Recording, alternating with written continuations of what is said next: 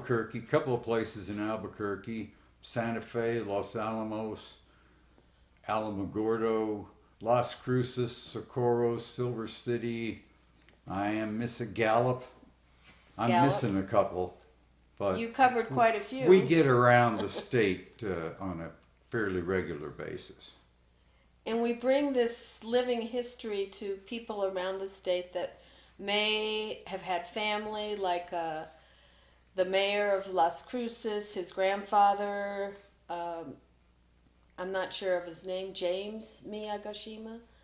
Ken Miyagashima is the mayor, and his grandfather was in the camp at Fort Stanton, at Lordsburg. So a lot of New Mexicans don't know this part of the state's history, so it's been very rewarding to be able to perform around the state and bring this knowledge and history to folks that, you know, may have lived here. Yes? One of the things that is really rewarding about these shows that we do is that we open up, after the show, we open up for Q&A, questions and answers and comments, and a lot of interesting teaching and learning and stuff like that happens during that period of time.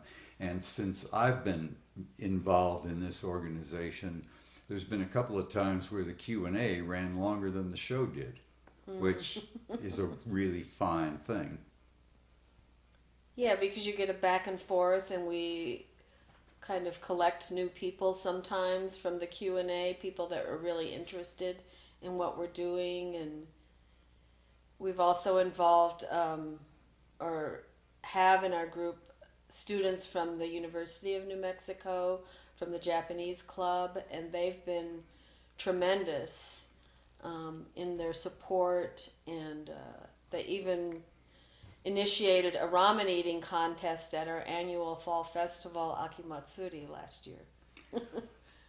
Our director, Nikki, was in the camps as a little girl, and she has that perspective to deliver to everybody, especially after the shows.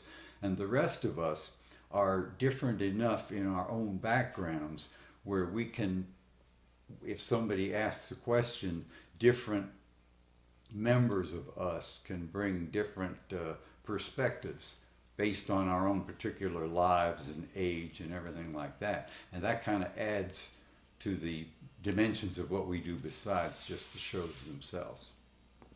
Yeah, like I am a Hapa, Japanese American, which is Hapa is the Hawaiian word for half. So my mother was Japanese American, but she grew up and lived in Denver, which was not a part of the internment. It was just the West Coast. So she didn't have camp experience, but two of my aunts did. One was in Manzanar and one was at Tule Lake. But being Hapa is, especially growing up in Florida, was kind of a challenging thing in terms of my identity, because I was constantly asked, "What are you anyway?"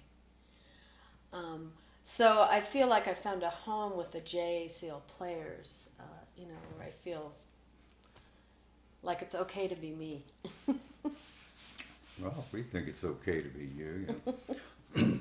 My own situation is that I got roped into this operation, and I'm very glad. I've been an agitator for about 55 years in various worthy causes, and I'm proud to be a part of this particular worthy cause.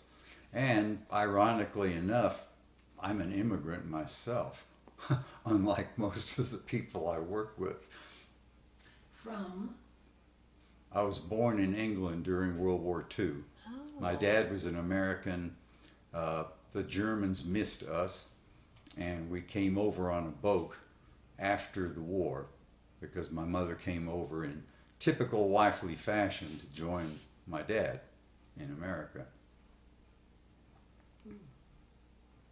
Wow. Okay. I think that's fine. Great. Yeah, yeah. I mean,